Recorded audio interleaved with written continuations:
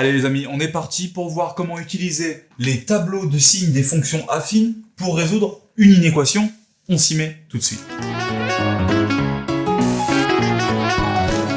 Vous savez résoudre des inéquations de ce type. Il faut faire un tableau de signes. Ce qu'on va voir maintenant, c'est comment est-ce que l'étude des fonctions affines va vous permettre de faire un tableau de signes plus facilement. Je récapitule pour ceux qui sont largués. Quand vous avez un produit, donc quelque chose multiplié par quelque chose plus grand ou plus petit que 0. Vous ne pouvez pas vous contenter de dire pour que ça soit négatif, il faut que A soit négatif ou B soit positif, ou alors que B soit négatif et que ça marche pas.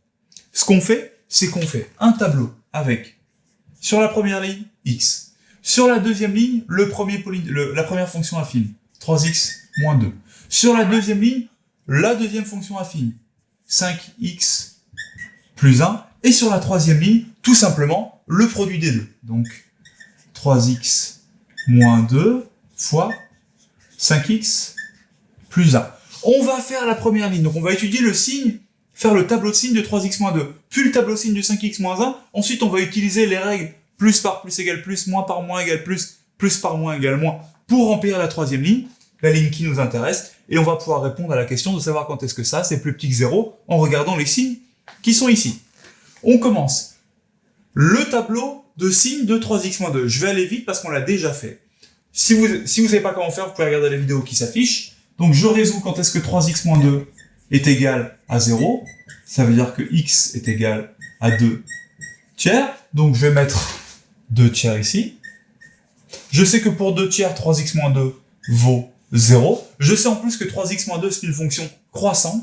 Donc allez, super le prof. Négative, puis positif. Je recommence avec 5x plus 1. 5x plus 1, ça s'annule en moins 1 cinquième. Ici, ça vaut 0. C'est une fonction croissante, donc elle est aussi moins et plus.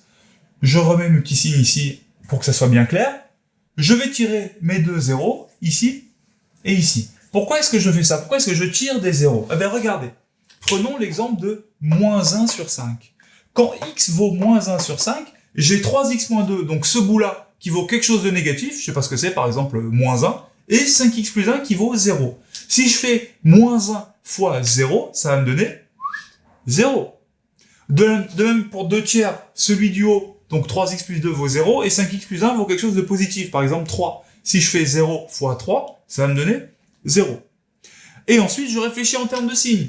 Moins par moins, ça me donne plus. Moins par plus, ça me donne moins. Plus par plus, plus. Donc, à la question, quand est-ce que ça est négatif? Quand est-ce que ça est négatif? Je vais répondre, évidemment, entre là et là. C'est-à-dire quand x va de moins 1 cinquième à 2 tiers. Donc, ma solution, c'est un intervalle qui va de moins 1 cinquième jusqu'à 2 tiers. La question, c'est est-ce que je mets des crochets ouverts ou fermés? Je veux que ça soit strictement plus petit que 0. Autrement dit, la valeur 0, je n'en veux pas. Je veux pas garder les zéros. Donc, vu que je veux pas garder les zéros, je veux pas garder ces deux nombres-là. Je veux que mon intervalle, il commence juste ici et qu'il finisse juste là. Donc, je vais exclure moins 1 cinquième et 2 tiers. Un petit encadrement, un petit point facilement acquis. On vous a mis des exercices en dessous. Entraînez-vous, ça c'est vraiment ce que vous allez avoir au contrôle. Vous êtes des champions. Now go!